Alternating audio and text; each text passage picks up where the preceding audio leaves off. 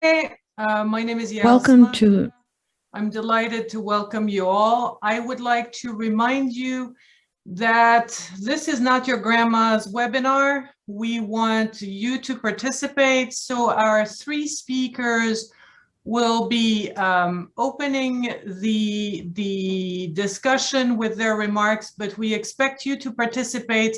And in order to do that, we will promote you, quote unquote, as panelists when you raise your hand. So please raise your hand when it's the time for Q&A. We will promote you as panelists. And the other thing, and you'll be on camera if you open your camera and your video, so that we can see you and have an interactive conversation. The other thing that I want to remind you of is we have interpretation. On the bottom of your screen on the right, you'll see a button for interpretation, and you can pick your language. And on this note, I would like to pass the mic to Claude Smaja, who will chair this session. Claude, the floor is yours. Thank you, Yael, and welcome to all of you. And I am delighted to be moderating this session about business and COVID and coming out alive and kicking out of the shock of COVID. And we all know, I think we all have felt it since 1.5 years, how much COVID and all the disruptions associated with it have created an unprecedented shock, not only for businesses, whether they are small or big, but also for the economy as a whole, for society as a whole, for international relations, for everything. And of course, we have seen activities being disrupted or even sometimes being completely stopped.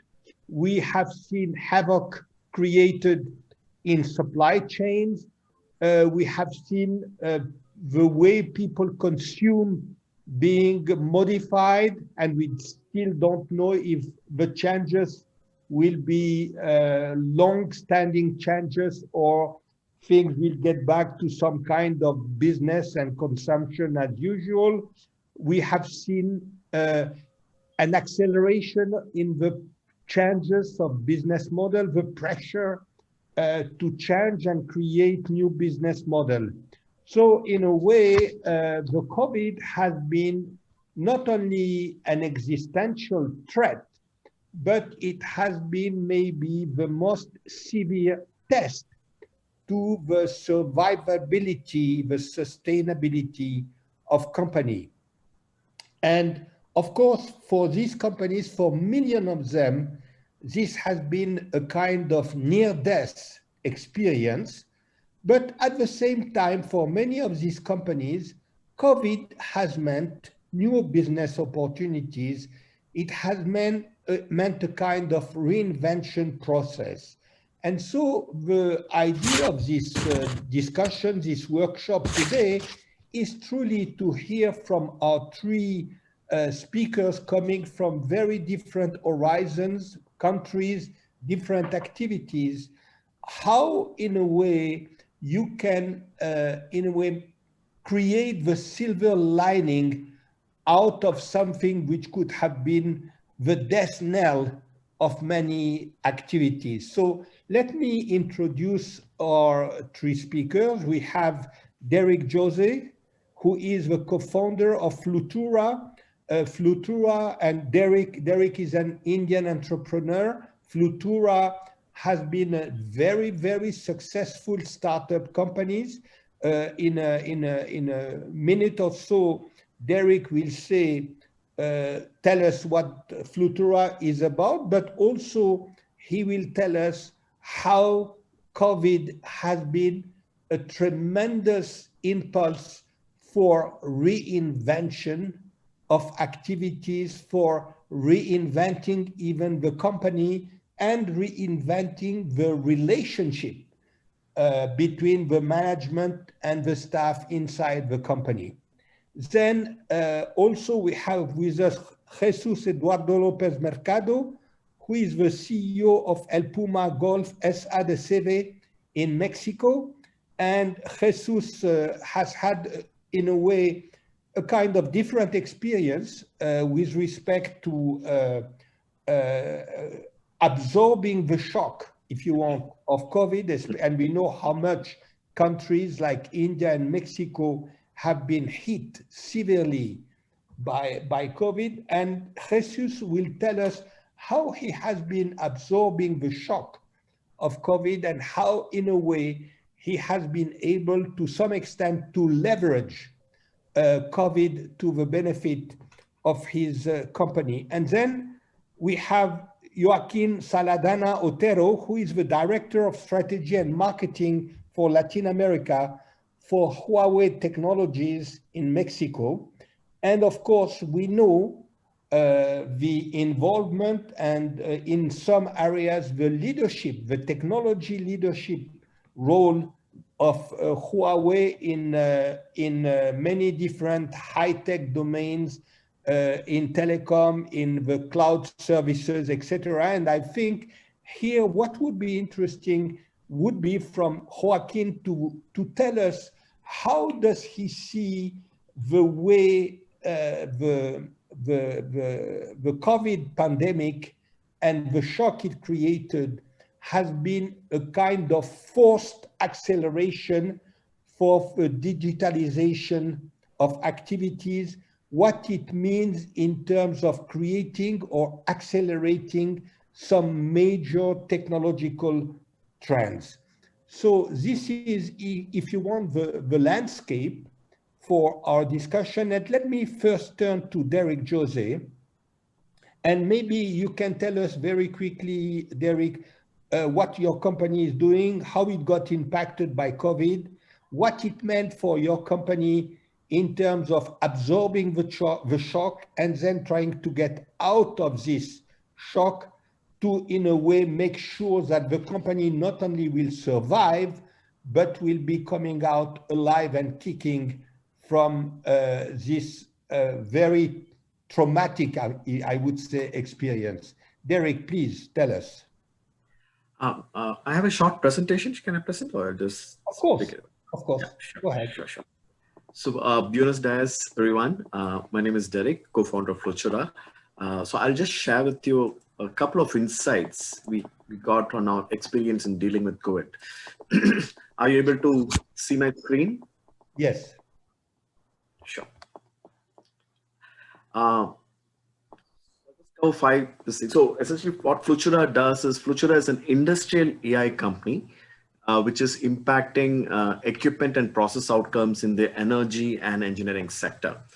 So the best way to know us is to understand some of the work we have done. So for example, in the LNG carrier business, we have a lot of cryogenic sensors and which are carrying liquid nitrogen gas. And anytime it fluctuates, the AI algorithm predicts failure and makes sure that the risk of explosion is prevented. Doing work with Daimler-Benz, where we are predicting the health of the battery. The battery is the heart of the electric bus, and any failure of the battery brings down the whole system. We have an AI algorithm at the edge, which essentially predicts the life of the battery and any failure modes which can happen. Similarly, we have also done a project at Saudi Aramco. We are predicting failures for 13 different types of assets in the oil and gas. So anytime you have big, massive machines and sensors, that's where we also been ranked #1 by Gartner in the industrial AI space globally. So coming back to this core question, there are two important questions we asked ourselves. When we started the company, these were the two questions we asked: where do we play and how do we play? And these questions were never visited for almost, I would say, we started in 2012. We never revisited this question until COVID hit us. And the first learning for us was to pivot on two areas. We had to kind of destroy some of the old businesses we were in and reinvent ourselves in new geographies and new offerings. For example, we are focused very heavily in the drilling side of business in Houston. We had to kind of pivot, saying upstream was taking a big hit. We had to go downstream. So we pivoted to refining, and we also started selling in non-US based geographies, essentially spreading into Saudi Arabia. One of the big learnings. And the methodology we used to do that is a very structured methodology we used. It was a 3-step process where we mapped out all the market opportunity sets which were there. And then what we did was we had a prioritization matrix, which essentially said based on effort and value unlocked, which are the moonshots, which are the gold mines. So almost going back to the beginning of the company and reimagining everything which we had done in the past, and finally saying where do we go and really go hot pursuit, which are the must-win accounts. So we followed the same method. We had never done this after starting the company. We had to redo it all over again, and the answers to this methodology completely varied, and that's what we did in the first thing. The second thing we noticed was an acceleration of platform-based business models. If you look at it, in 2010, oil had ceded its place to data on the 10 most valuable companies. 2016, 5 of the 6 most valuable companies were technology platform companies. During pandemic, there was a heavy acceleration, specifically on the B2C side of things. Apple became a $2 trillion market cap company. Alibaba started having solutions around genomic sequencing. A lot of apps were being built on top of it. So there's an acceleration of the platform-based business model, especially in the industrial side. What we are saying is, for example, a company like Rolls-Royce pivoted where it's saying instead of paying for asset, every time you buy an turbine, you pay for the asset, you pay for the uptime. So these are the new business models which got accelerated, at least in the industrial space during the pandemic, because they wanted to reduce the capex spending on assets. And these kind of pay-per-use kind of models started accelerating. The third important learning for us was to really ask a very important question. Are your offerings a vitamin or a painkiller? Vitamin impacts you in intangible ways, whereas a painkiller, there's a tangible pain which is budgeted for. It instant results when you take a painkiller, whereas vitamin, it's unknown time frame. And again, there is a minimum guaranteed outcome when you take a painkiller, whereas a vitamin, it's unattributable impact most often, and takes a long time for it to show off. So we started focusing on, we classified all our offerings as a painkiller or vitamin. Painkiller means accelerated selling, which means you close a deal in 3 months. A vitamin means what we call as a root canal selling. It's a little painful process. You have to wait 2-3 quarters before you see the seeds blossom. So we started focusing on that. On the business side, the most important thing we realized during the pandemic was the human side of things. We noticed that people were really breaking up. So we started a mental well-being program with a partner where they underwent a diagnostic on their mental well-being, and they got one-on-one coaching. So they had all kinds of people. You had on one end of the spectrum, you had people experiencing anxiety. Middle of the spectrum, people were bordering on depression. And the other end of the spectrum, there are some people who are almost on the verge of self-pain, so to speak. And we did a lot of things to make sure that employees are the engine which power our whole company. And this is something we had not given enough care for before COVID. But after COVID, this became the front and center aspect of human resources, to make sure that everybody's mental state is aligned, because they were undergoing a lot of stress. These were the 3 core learnings. Apart from that, the soft learning was let go of your darling ideas. That was one important thing. We had to really make bold moves. You can't make incremental moves. So, and on multiple levels, on the business side, geography side, pricing models, industry verticals, channels, all these 6 dimensions, we had to take very decisive and bold actions, which means letting go of what worked earlier. And again, we had to get curious because we are passionate about certain areas before the COVID.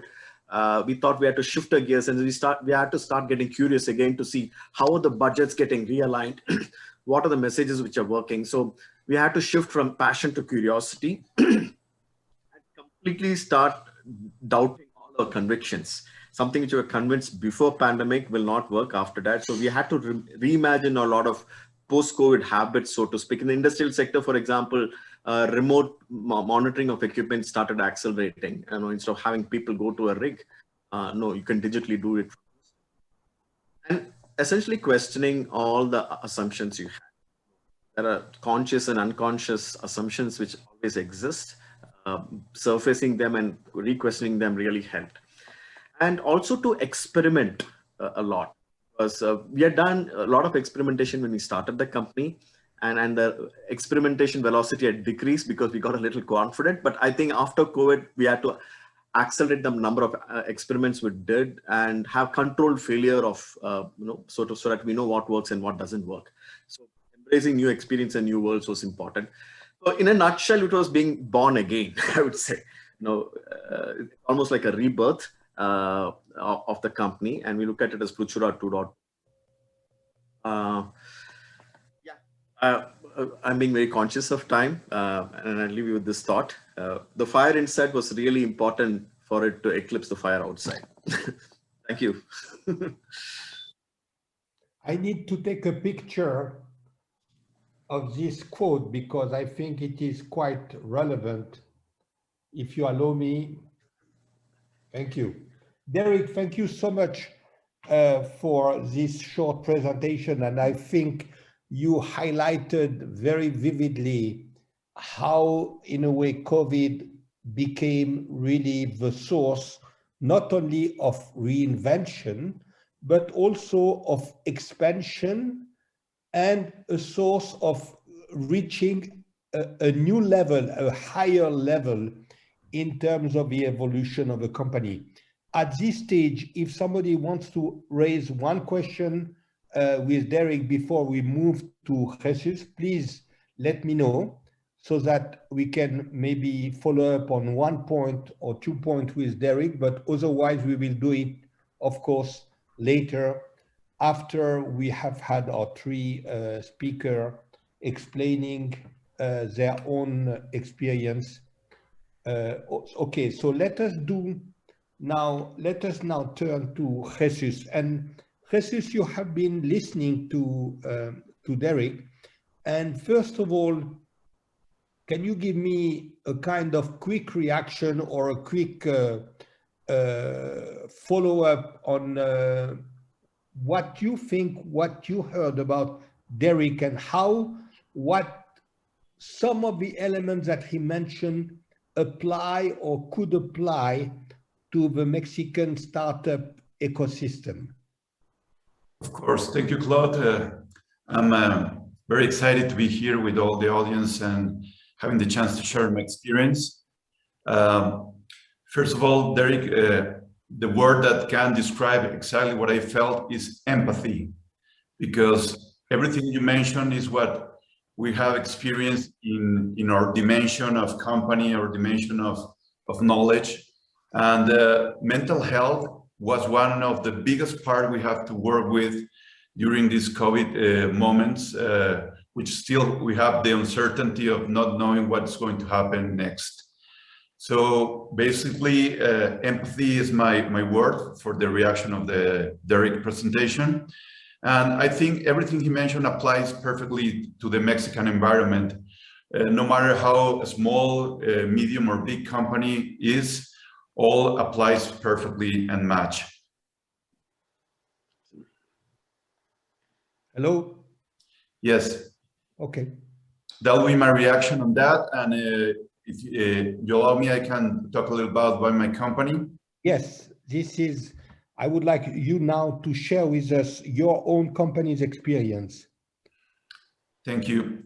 For us, it was really hard because the uncertainty of not knowing what's going to happen make us rethink the way we were doing business. Our company has been working for over 15 years in a niche market, which is golf courses. It's not as glamorous of oil industry, but golf is a part of mental health as well for people who loves to play and enjoy to be outside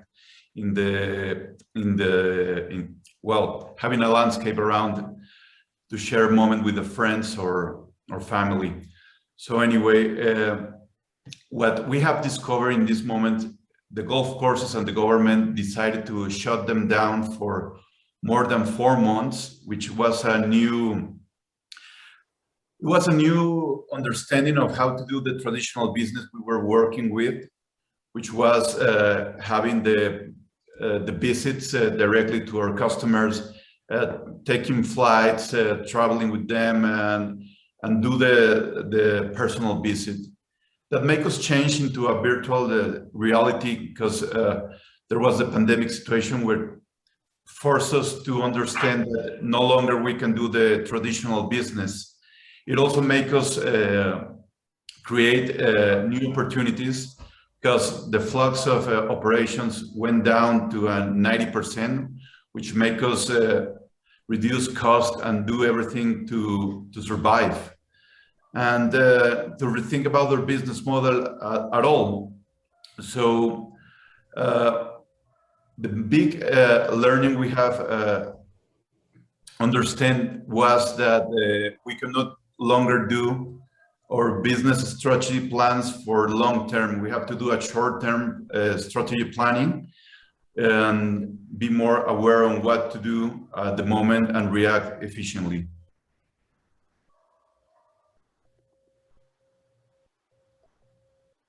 You're mute, Claude. Yes, when you say looking at the short term, yes, I understand, because the immediate challenge was survival. But at the same time, you need also to have in mind what will happen once, let's say, golf course, if we take this example, reopen, and then some kind of normalcy returns to the, not only to business activity, but to the social habits of the people who were your customers. Correct. The social habits, as I mentioned before, was going to go visit them, spend time with them, playing golf, see the turf, understand the diseases they have. And then we have to switch into new technologies, which is the virtual meetings, because they wouldn't allow us to participate presently. So that makes us also look for new opportunities. At the beginning of the company, we were focused on do the traditional stuff like nutrition, DMPK, nitrogen, phosphorus, potash, all the nutrition stuff. But then we switched to understand more the biotech company potential. So we found during COVID new business venues, understanding that we have the chance to do biotech and doing the sensitive, we make more sensitive our customer of switching into new technologies, into the golf courses. Now that we can visit them. For example, we start doing, we ask them to send them, we make a joint venture with a lab, a biotech lab, where we are creating beneficial fungus to eradicate diseases into the grass. So we started, instead of gathering the samples, we invite the customers to send the samples to us and do the analysis so we can create tailor-made products for them. And that was in a short-term, quick reaction we made. So in a way, what you are saying is that, as Derek explained also before, in a way, the COVID crisis forced you to some extent to expand the range of activities of your companies, and to some extent to reinvent what your company was all about. Precisely. That was exactly what we did with biotech. We found a new business opportunity with irrigation, with the efficient use of water, which was one of our key things in mind, which we want to make, because a golf course uses millions of gallons of water. So we were more sensitive on bringing new tech also as well, how to reduce the consumption of water. And during the pandemic and before pandemic, we didn't have the time to research and find new business partners who work with and bring new development of technology to our customers. So I'm going to say thanks to COVID, we found the time to find new partners, and now we are our company this year get a double size through these new opportunities we found during COVID. And in a way, when you look at these last 18 months, and as you said, your company this year doubled its size, thanks, quote unquote, thanks to COVID. In a way, what was the most important challenge that you had to face? Because you mentioned before the issue of mental health, the issue of the kind of, how should I say that, being numb because of the uncertainty, not knowing where to go, not knowing what is going to happen. How did you manage to overcome this situation and try to broaden the horizon? Well, it was two things. First, because at the beginning I mentioned the business went down because the golf courses were shut. They were closed for government issues and protections, and well, things I still don't understand why they close an open space where people is safe. But well, even though that happened, it made us also reduce our cash flow. So for us, we had to reinvent the possibility to get new incomes. So, and also we have to get a lot of credit to survive. So that was the first part, to understand how to access financial tools to keep the company running and not to get rid of people or talent.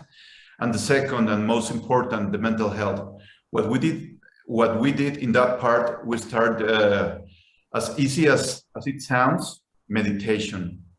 We brought meditation into the company, which was something totally new for us. And we start making a practice on having small meetings every day where we have a moment to breathe in, breathe out, and make a stop in our day to cool down, and has a really easy, in my perspective, tool to get mental health and peace. And also when we felt at some point like zombies, like numb, as you said, we couldn't move, we couldn't react. So our first tool we used was meditation. The second we did that, we add in our meetings, we start to ask the people their feelings, which is also a new thing for us, because that makes us understand how is the like all around us, how people felt. And we start with the meetings. Every meeting we start with, how do you feel today? And we provide them 200 feelings list, because people says, I feel fine. Okay, fine is not a feeling. I feel something, blah, blah. So we have to teach our people how to express their feelings. And that makes us feel them more comfortable and more connected and humanized to a company that wanted to promote their well-being.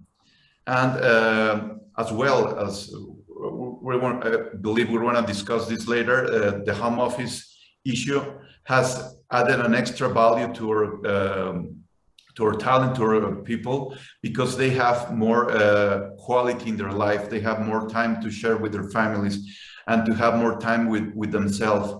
And at the beginning, we thought that will reduce productivity, but my surprise was the opposite. Before I go to Joaquin, let me go back to Derek, because the last point you are mentioning seems so similar to what also Derek expressed in another conversation, in a way about the human rediscovery of the people of the team around you. And maybe Derek, having listened to what Jesus was saying about meditation, about asking people, how do you feel? And not being satisfied, I am okay or something like that. Maybe you can also share, because I feel that it is very, in essence, very, very similar to what you expressed to us as I said, in another conversation. Yeah, I'll share a small story there. I know it all started when I was talking to a colleague of mine, and I noticed that his productivity and response was kind of slowing down. I knew something was wrong. So I went on a call with him once and said, what's happening one-on-one? He was unable to talk about it. So I said, let's have lunch. And I had lunch. And after a couple of glasses of beer, he started revealing himself. And what I found was the symptoms he had was not necessarily related to the company. These were things which are happening in the home front, which was spilling into the office environment. And that's when we realized that as founders, we are able to notice symptoms, but we'll not have the tools to address the causes which are causing this. So we hired this agency called Hard It Out. They did a diagnostic of all the 90 employees, a very detailed forensic diagnostic of their well-being. They went to the root cause of it. And for each person, a one-on-one coaching was done. Because some of these things are so deep that as founders, we do not have the tools to address that. And whereas therapists and coaches have access to a vast set of tools, depending upon the symptoms which are exhibited, they'll deploy one of the tools. And long story short there, we had one employee who resigned, and we thought he was joining another company. No, he during these times when jobs were scarce, he wanted to take a break and said, I'm really stressed out. I don't mind losing money, but I can't go on like this forever. So he submitted his resignation, but he went through this one-on-one coaching. And after that, he had something to release out of his system. And he felt a little unburdened by that process. And he took the resignation back. And I'm saying a lot of these things because this is, I would call this the unseen pandemic, is the mental health well-being. Nobody talks about it. There's a lot of stigma associated with this. And they will not talk to anyone in the corporate environment because of stigma attached to it. And one of the best tools we thought was is one-on-one conversation with somebody outside the company and having a very private conversation around what's happening to them. And that really, really helped. And I think that's going to be the crux for the next 2 to 3 years. And I'm also seeing a lot of funding happening to mental well-being startups. Earlier, a lot of money used to chase the telemedicine side of things, remote monitoring of people's health, physical health. But now I'm saying mental well-being startups getting funded like anything in the Asia-Pac region. So it's the strong signal to watch, I would say. Thank you, Derek and Jesus. Let me now turn to you, Joaquin. And maybe first of all, it would be good. I mean, of course, you are a senior executive in a very big multinational, and listening to these two founders of successful startup and explaining how they went through the shock of COVID and what COVID made them rediscover about their own company, about their own colleagues, about their own activities. To what extent do you feel that there is some similarities about what you have been going yourself through as I said, as a big multinational company? Are there similarities? Certainly a lot of similarities, because at the end, companies are human beings working together. And once we realize that, if we change the way that we are interacting, that changes everything among our communication. So Huawei was not a part of that, and it was part of the process, and I would say still is part of the process, because we are getting used to work remotely, but getting back to the office eventually, and we need to find the new rhythm of this type of job. So we are part of that, and of course the difference could be that we are thousands of employees working around the world, but at the end we are located in small regional and located in offices that has similar situations to this. And it's been interesting how we have been dealing with that, because initially was everybody going home. And once you don't have the right procedures, the right processes in place to really understand how to interact remotely, it gets complicated. So you have to learn, and I think everybody went through that learning curve to understand how that interaction will be. And that has been modifying along these 18, or I don't remember how many months we've been dealing with this, but it's been changing. So it's not one or the other, it's been a ladder, I would say, where we are climbing and changing the way we are interacting. And I would say it's for Huawei, it's for any other company that has humans behind them, that means everybody. Thank you. So now let me turn to another topic, because of course, as I mentioned, Huawei is at the top and in many areas of what we call disruptive technologies.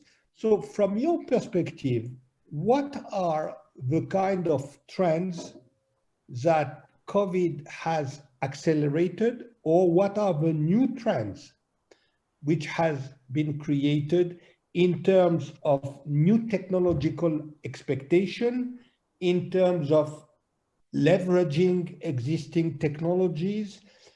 People have been talking a lot, as I have mentioned in my introduction, about how digitalization of processes has been, in a way, having a quantum leap because of the conditions created by COVID.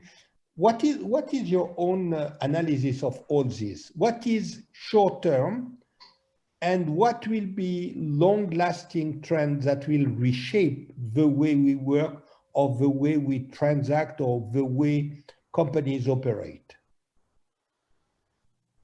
I will start by stating that COVID has surfaced the reality of the dependency, and let me use that word with quote marks, the dependency of all the business and human interactions on communications. I would say that it would be very difficult to imagine how all what we have heard could have done without communications and technology, without broadband access, without internet connections. That would be impossible. Derek mentioned the shift from to the B2C, but that's fully, or I would say almost fully, relying on communications. People with broadband access, with a mobile device, to really be able to reach those services, products, whatever. Jesus told us about new business models of sending remotely samples of the grass, etc. All those are based on technology. So first, this COVID crisis has shown us the importance of the communications. It's no longer something for entertainment. No, it's an important piece of our life. So with that, for Huawei, the first step was to support all the telecom operators to keep the service alive. And that has been a very huge challenge for everybody, because communications growth exponentially in this time. And I would say nowhere I found somebody claiming that the service was too bad or not. The networks really perform well. Of course, details always happen, but in general terms, well. The second is that all the business models that has grown in this crisis are based in new technology. When we talk about technology, we may think on the acronym ICT. Everything is ICT, but we need to double click on which technologies are really behind this these successes. And it's broadband access, as I said. The other is cloud services. Cloud has positioned as the technology to get access to computer services. It's the best way to reach state-of-the-art technology in a per-use pay. It's extremely successful, that model, and has created a very important basement for all these projects or companies. Third one is big data. Big data that has been a buzzword for many years, that it's, let's take all the information we have and start making analysis out of it. Derek showed us that in pipes, we can collect a lot of information to really do maintenance on petroleum, or that's what I understood, Derek. But we have to work with that information. And on top of that, it's artificial intelligence. The combination of all those four technologies is the essential part to build these successful cases. We cannot think on ICT and I have a computer. No longer, that's no longer the case. We need to think in the combination of these four technologies. And that's what we are heading for in Huawei, to work and impulse all those four technologies for everybody. Joaquin, I would like to do. So what was the first technology? What was the first technology? Broadband access. Okay, sorry. Broadband access, communication. Okay, okay. No. And actually, I want to make a comment out of exactly that technology, broadband access, because again, I will take what Derek said. Everything has shifted or put in more emphasis on a B2C in this pandemic. So consumer now, it's been in the position or the target. But let's realize that we have, at least in Mexico, and I would say in Latin America, we still have a challenge of people without connectivity. People that does not have access to broadband. And broadband is step one out of the four that I mentioned. Yes. And if we don't solve that, we will end up with a bigger gap in development. We will have a part of the society that it's taking advantage of these technologies and are moving forward, and ones that are left behind because they don't have that access. And companies will end up with a smaller market, addressable market, because many of their potential consumers are not accessible via broadband. So we need to have in mind that technology is there, but we still have a challenge to growth in penetration. And we have to work in digital skills and make the equipment affordable to everybody. I mean, it's a huge challenge, but we need to work on that, because pandemic has shown that some economies are growing, some companies are recovering, but some others are left behind. And probably access to technology is a very important component of that. And when we speak about acceleration of a digitalization process, in your mind, it means that really today, a number of companies have been able or have been prompted to create, in a way, the combination of these four elements that you have mentioned, that they have been forced to think in a kind of holistic way about these four components.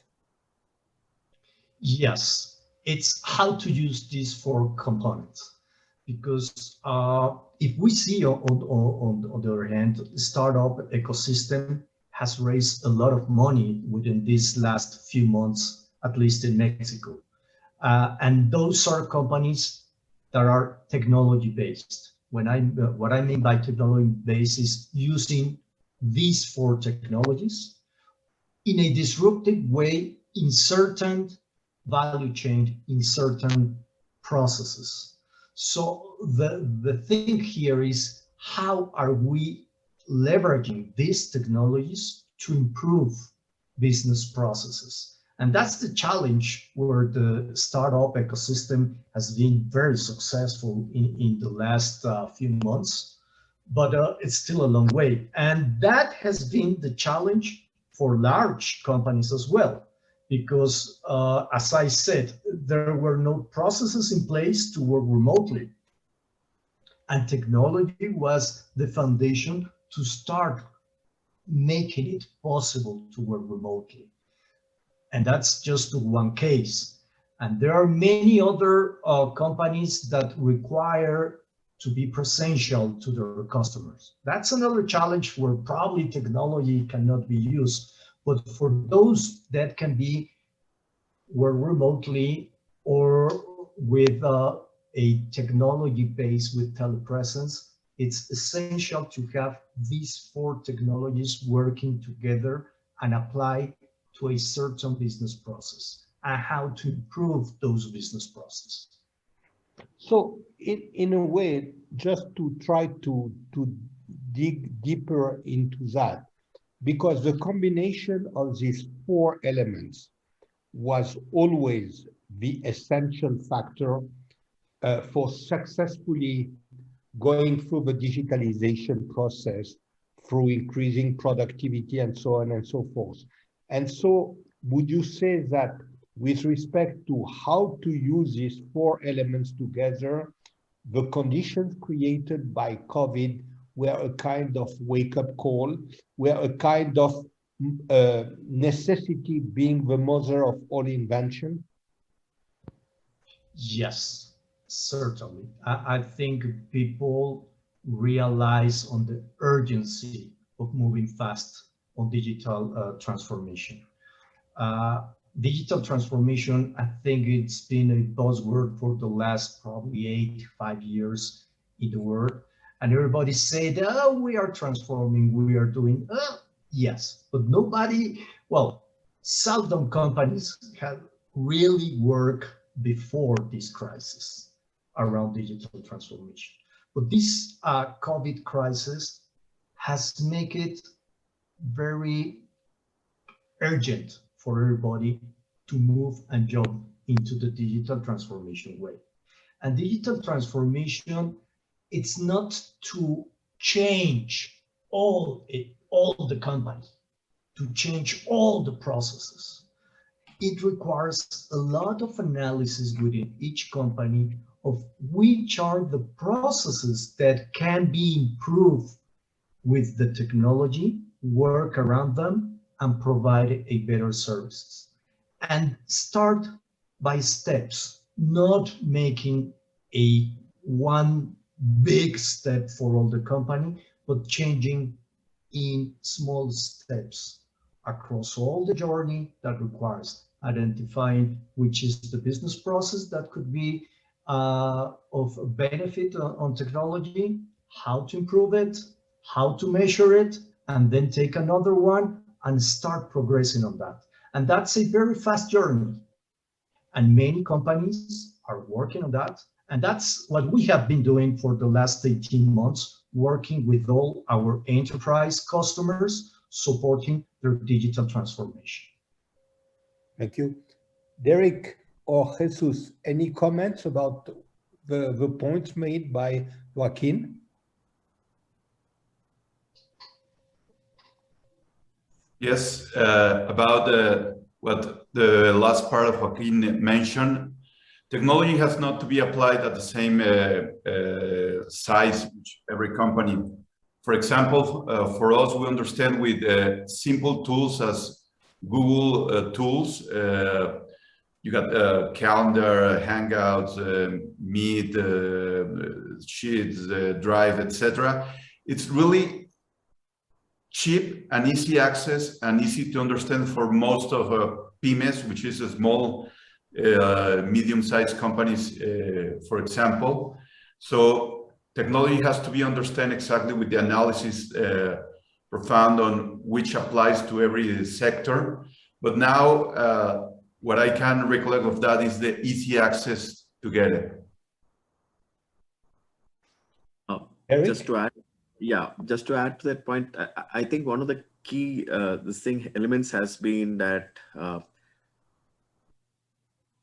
differences before pandemic and after pandemic has been, for example, if you take AI, the applications, it was mostly about applying it to solve a business problem. But after COVID, I think we have been increasingly focused on human-centric AI. Okay, what does it do to the human? Okay, that question has become front and center. And I think you're going to see an acceleration of a cocktail, if you will, which gracefully mixes deep technology and thinking about business outcomes in a human-centric fashion.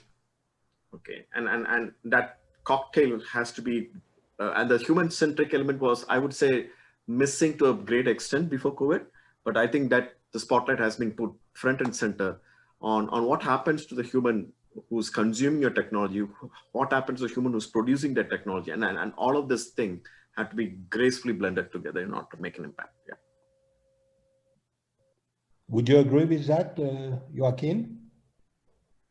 Yes, and what I will add to that, because it's human-centric, as he said, and as Jesus said, there are a lot of tools, easy to use and very cheap, that these type of technologies are available for everybody.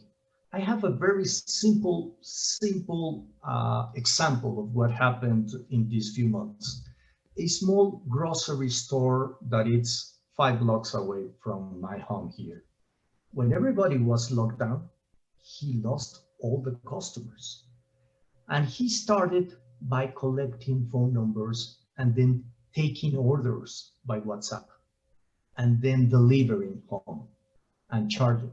So he's digitizing all his process of selling process with technology at no cost, quote marks, no cost, but it's available. It's the way how every businessman, regardless of his size, will use part of these technologies to enhance their own business.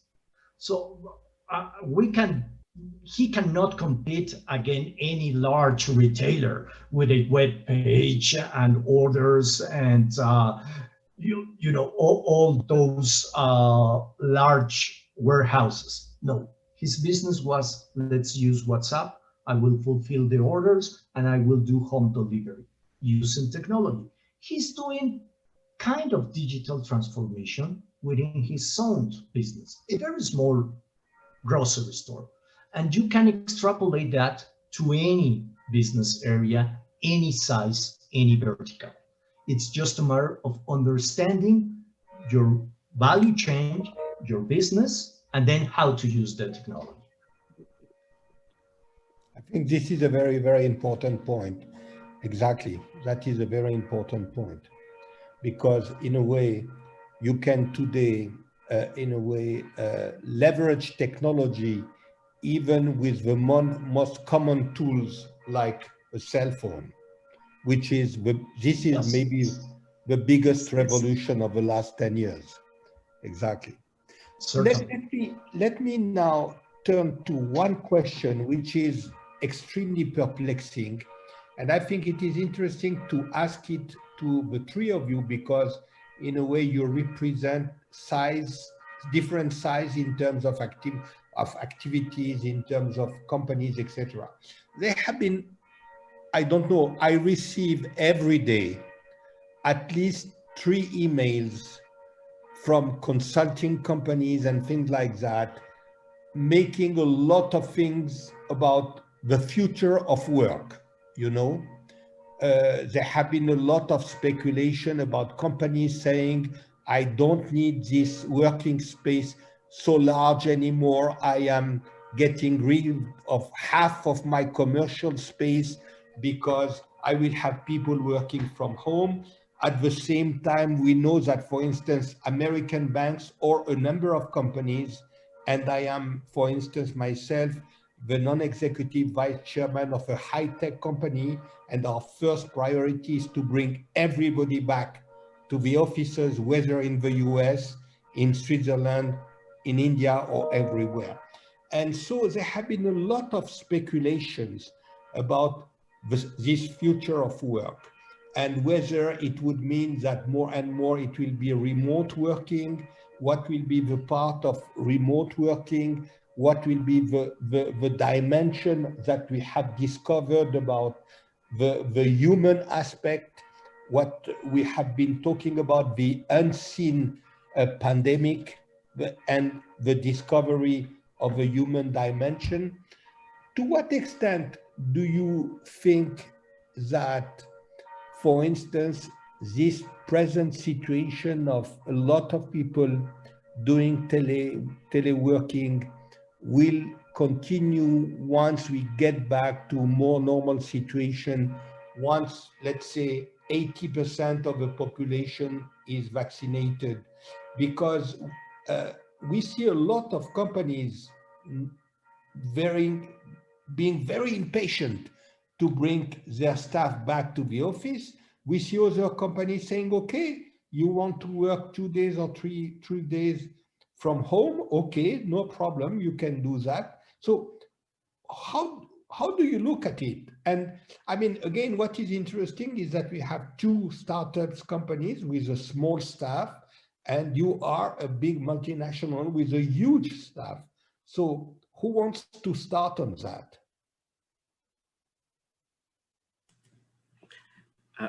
Probably I'll take a stab at it. And one broad theme we saw the last couple of months was related to two important things. One is, as he said, was related to democratization itself, because digitization means democratization of access to tools. And the second is what I would call digital twins. And I'll explain this with a very specific example in my neighborhood. So one of my neighbors, she's an air hostess, but in her spare time, she started baking cakes. Now, then what she did was she put it on a cloud kitchen. So there's no physical kitchen. It's only a cloud kitchen on a website, okay? And what happens is people see the number, so they'll WhatsApp the cake, and she will dunzo the cake to them. Dunzo is a delivery service, takes things from point A to point B, and they will Google Pay the amount. So it's a housewife who's good at making cakes. She makes the cakes, no physical kitchen. She can send, there is a logistics service to send from one house to another house, anywhere within the city. Google Pay the amount, WhatsApp the design of the cake you want. These three services, WhatsApp, Google Pay, and Dunzo. Suddenly, my grandmother also can become a celebrity chef. Okay, and that's the kind of power so it's a digital twin plus democratization, the confluence of those two themes coming together to massively shift the way we buy things, shifting habits itself. How do you buy cakes, right? You don't have to go to a bakery any longer. And this trend is accelerating, actually. The confluence of this is really shifting consumer buying habits, as well as introducing a new pool of entrepreneurs for whom access to capital was a barrier. You don't have to have physical space. And it's a very powerful movement. It's almost, I would call, open source business, right? Anybody can start it's a bottom-up open source movement for business. And that's very powerful. Sorry, I just thought I'd place it out there. No, I think it is a very interesting example.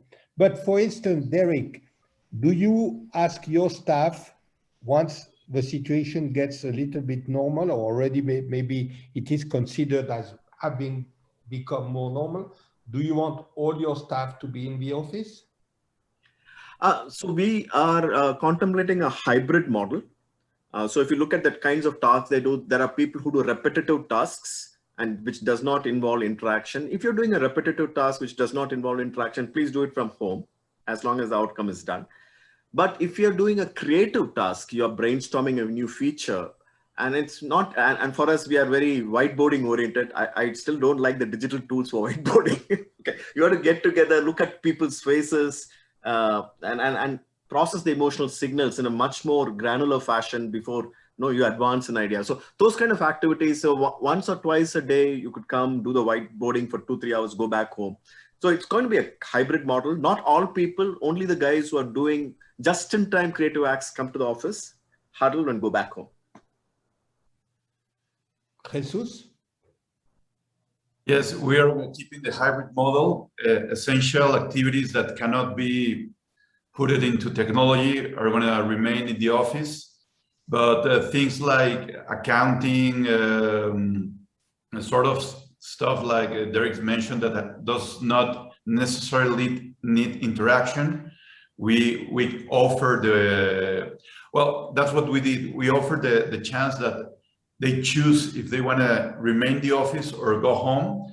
And remarkable, most of them decided and like to be at the office because some part of them likes to connect to other people, has the interaction, and don't lose the humanization of their work.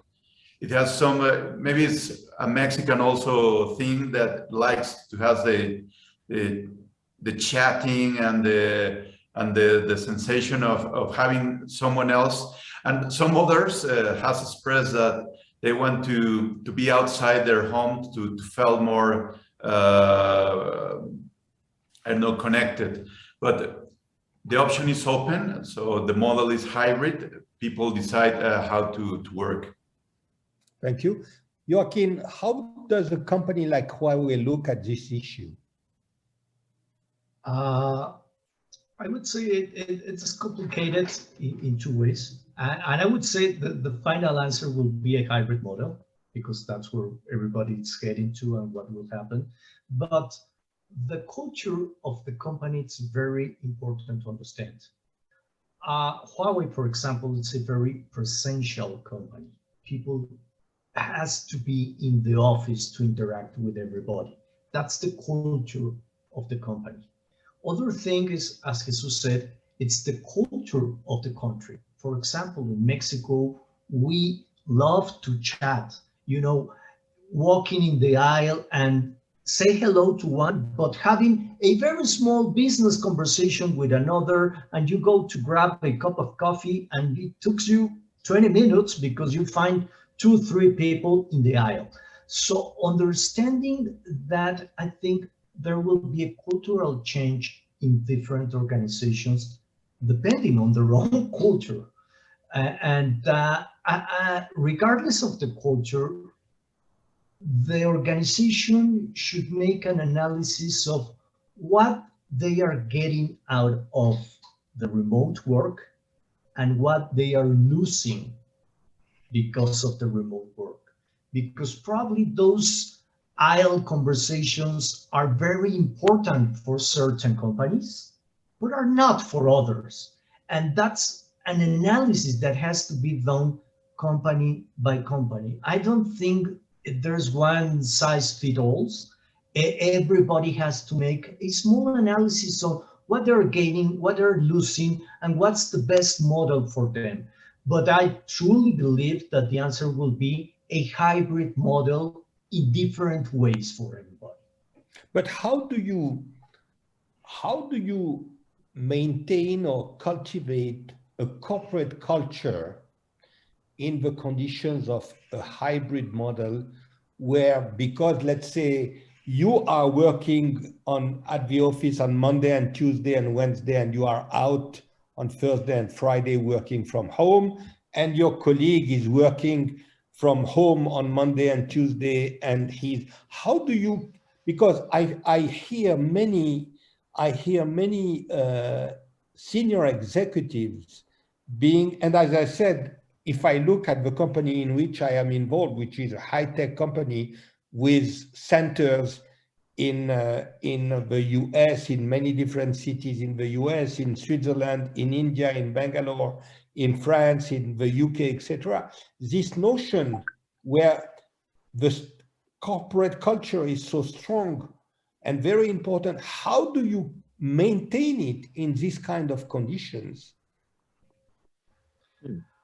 I think that's the common challenge for everybody, I would say. If I will have the answer, I will be one of those consulting firms that you mentioned at the beginning. I think it will be a challenge because we need to understand there are certain activities that has to be presential, and those has to be number one for that.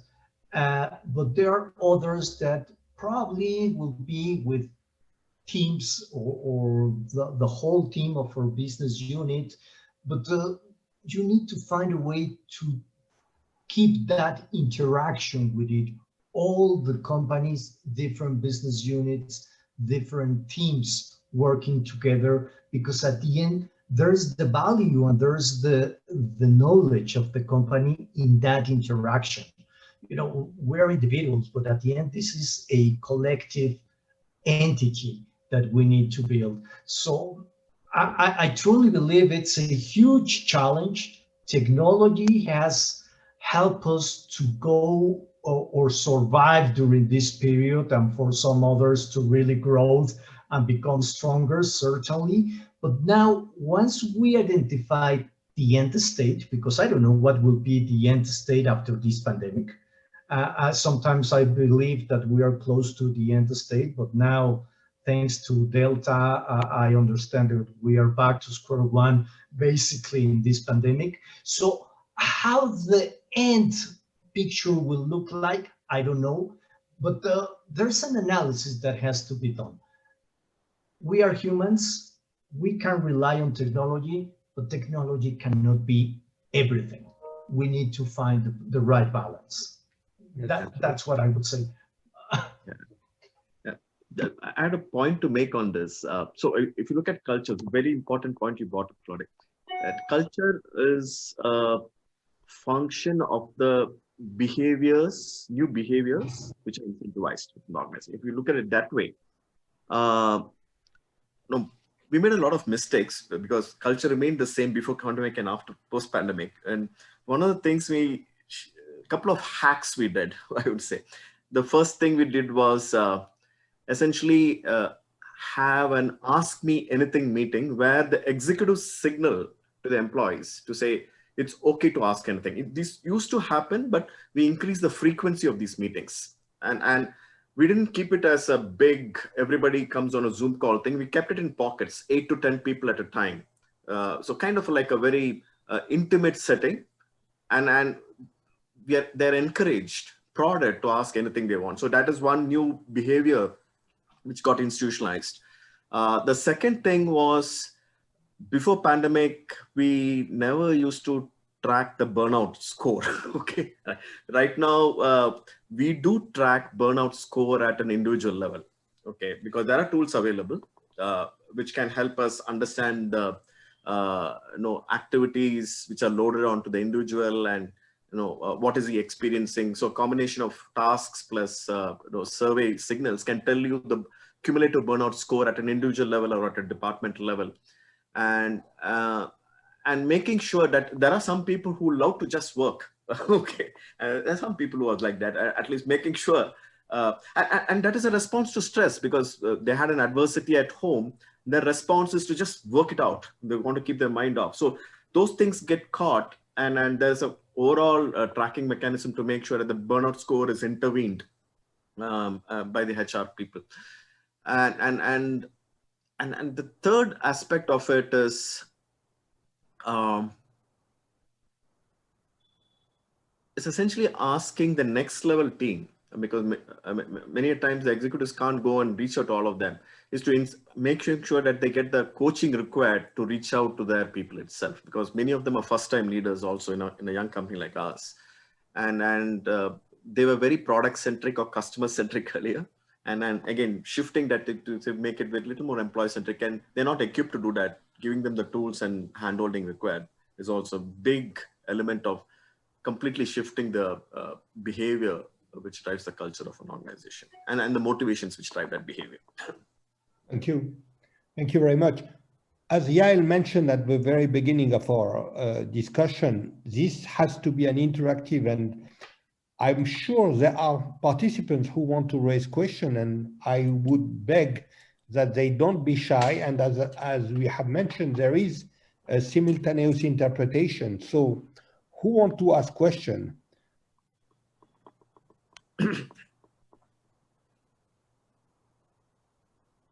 You are only listeners, not participant, or are you getting all the answers that you are looking for from our three speakers? Claudia, you'll have to pick up names. Call out names. If I may, I have a question. If I can ask it, I'd like Derek to Okay, develop you are allowed to raise a question. just one. Yes. Okay.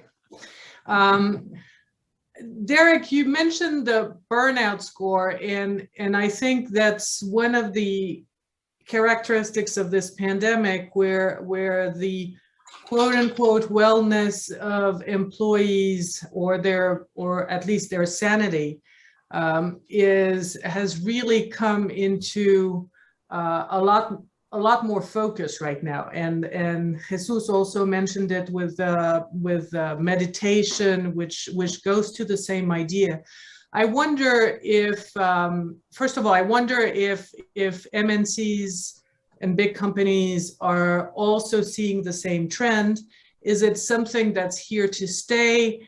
And how does technology fit into this? So the question is actually for all three of you in your different experiences, and maybe we'll start with Derek, if you can expand a little bit on that score. First of all, how do you get to that score? Okay, so burnout score is measured on two dimensions.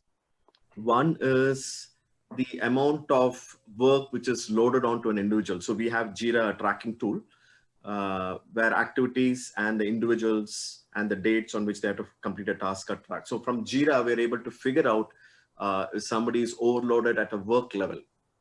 So that is at a purely task dimension to burnout. The other dimension is on a weekly basis, we just ask two simple questions on how are you feeling, and how have you been, what do you look forward to next week, kind of thing. So it's a proxy to well-being. Two simple questions. When they log in, it just comes up. And if somebody says no 3 to 4 weeks in a row, and then we start looking at that trend, saying, is it specific to a thing? So these are the two data instrumentation points we have which act as signals to say, no, an individual is getting burnt out, either is overloaded, or because he's still not overloaded, but there's something bothering him, which is beyond the control of the company. It could be something related to something in his house or his relationship, etc., etc. So using these two, we are able to triangulate on this thing. And if you want help on this, I could probably share a detailed document on that to all of you later. But that's how we track it. Now, related to how technology can help, I could give the example of Accenture. There's a very young startup out here which was focused on using chatbots to engage with people who are experiencing stress. And it was a very young startup. After pandemic, they tied up with Accenture. Within a span of, I think, 7 months, they scaled this chatbot to 60 countries. 60 countries. They got heavily funded. The insight on which this chatbot is based is, it's very difficult to get access to a human psychiatrist, or sometimes you may not even want to ask a deep question to a human. No, you may want to ask it in an anonymous fashion. And many of these chatbots have the ability to at least handle the first level of Q&A or well-being before it's transferred to a human. So well-being chatbots and emotionally sensitive well-being chatbots, there's a lot of deep technology there. It is being deployed. And there is also emotion detection technology using video. So it can detect 9 states of emotions. So if you turn on your camera from your face, they can detect which emotion you're exhibiting.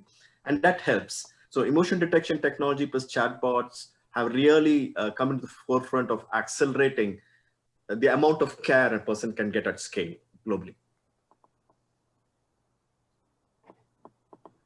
Any other point to answer the question of Yael from Joaquin or Jesus?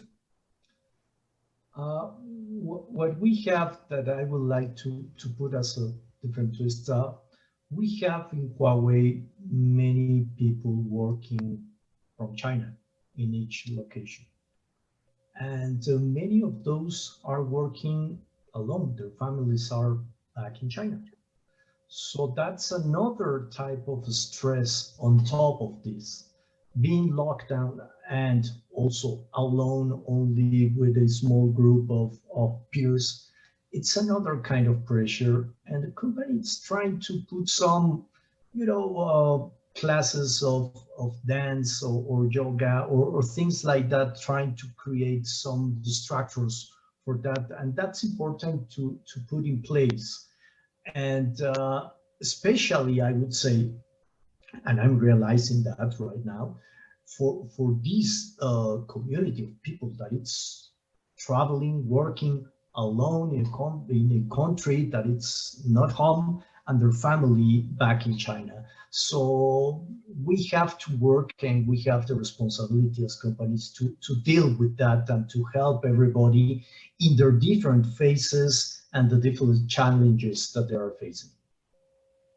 Thank you. We had one question from a participant. We wanted to ask him if he wanted to ask the question on camera. We didn't get the answer. So I just invited him to be a panelist and to ask his question live. So let's give him a second, and if not, we'll ask it for him. I don't seem to be able to promote him as a panelist, so I'll ask his question. The question is from Juan Francisco Torres Landa, and he's saying public transportation is a problem for COVID-19 contagious issues. This would seem to prevent opening up where personnel must resort to those means. How do you deal with this problem? Oh, here he is. Juan Francisco, did I do your question justice? And can you can also turn on your video if you want. Okay, yeah, I was going to ask this because it's a problem in Mexico City, and I'm sure it's a problem in many other countries where you have mass transportation. We would like to open our offices and have further interaction between our staff, our attorneys, and everyone. But the problem is mass transportation is a powerful risk for contagious. So we do not find an easy solution for this. We cannot transport everyone in private transportation, and even then you would have risk of joining other persons who are not there. With low vaccination rates, it's a real puzzle. So I don't know what how this has been addressed in other countries, or even here with my colleagues in Mexico City.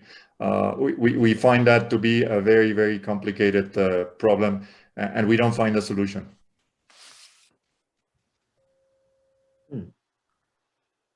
I think it's a real complex issue. how do you deal with that, Joaquin? The way that we handle, but it's a partial solution, is that we have bans for transportation within our own locations and for certain areas around our buildings. But that's only a partial solution. And I understand what Juan Francisco is saying, that we have in the city people traveling probably 1.5 hours in public transportation to get to the office. And that's a risk. And I don't think it's only in our hands. I think vaccination is essential to solve that. And I really cannot imagine any further solution right now. For us as well, it's not an easy. First, I don't know if this is the right place to solve that question, but then we are sensitive about the situation, and with our people as well. Some of them has their own vehicles, some of them has to move through public transport. So the problem is that even though they protect, we don't know the people around them, if they are infected or not. And as well, our main understanding of that is we frequently do testing in our people, so we don't, as we cannot control where they have been on the weekends or during from their home to the office. So what we do is provide them testings every 15 days. So we ask and follow all the security protocols, as temperature and sanitization of themselves. But there's no an easy answer. Or what is in our hands is just to detect a possible risk and stop it as soon as we can. Derek, do you have the same problem? I mean, I actually don't have an answer because we didn't experience it in the sense that, no, during the peak, you just couldn't step out. It's period, right? You had to do all your tasks from home. There was no two ways about it, at least for us, because we could continue doing the tasks from home.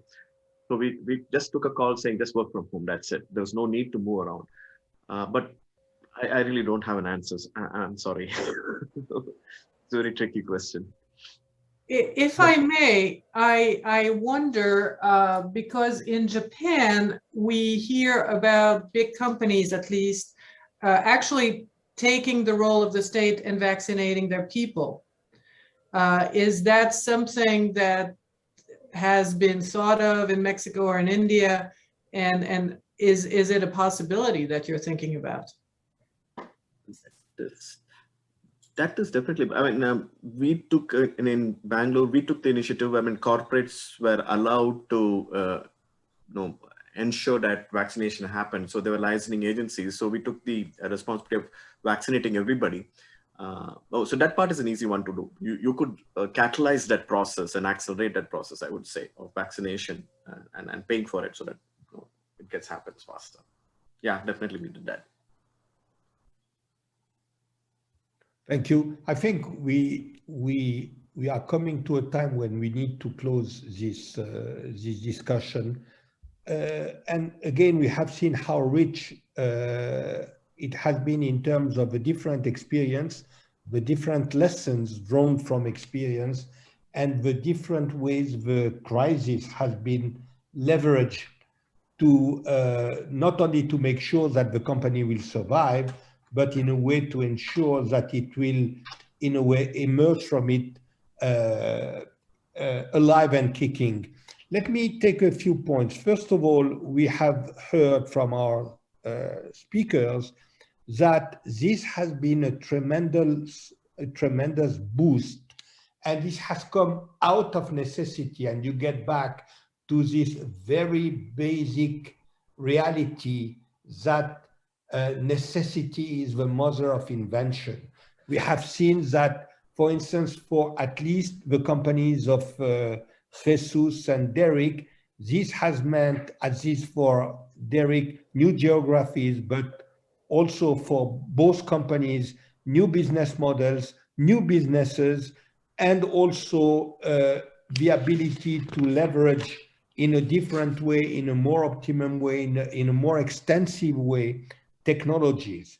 The second point, which I think is very, very important, is that this crisis is bringing to the fore some things that we knew, but in a way it has become much more of a very, very important element to keep always in mind. As Joaquin said, companies are people working together.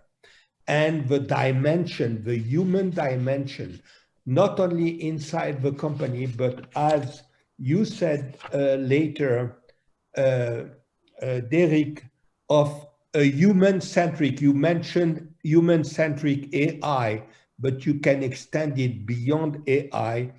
It is, and I am quoting you, what happens to the humans who produce and consumes the technology.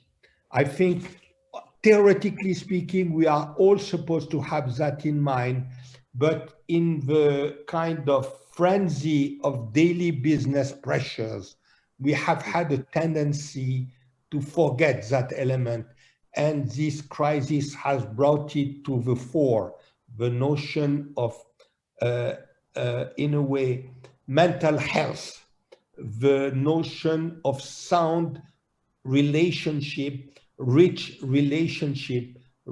interaction inside the company, the notion of care, the notion of care. The third point that I would like to take is what has been said, which I think is also a trend, which is here to stay, how this crisis has brought and accelerated the shift to B2C. And linked to this shift to B2C, and we get to the point which has been mentioned, the increased reliance, the increased integration of communication, because all these elements that we have discussed, which have allowed companies to sustain their activities and even to expand, has been based on technologies. And I think the point which has been made are that all the new business models have been based on disruptive technologies. And here, I think the point made by Joaquin is very important, that what you have is these four elements of broadband access, cloud services, AI, big data, and what counts today, and what has the importance of that has become even more clearer. What counts is the way you combine these four key elements of disruptive technologies to accelerate the process of digitalization, to accelerate the expansion of activities and the creation of new activities. And in a way, the last point that I would like to make is we are still at a point where we know something which are going to stay with us and which will be long-lasting trend, which is the increased reliance on technology, on communications, on all what allows us to leverage these disruptive technologies.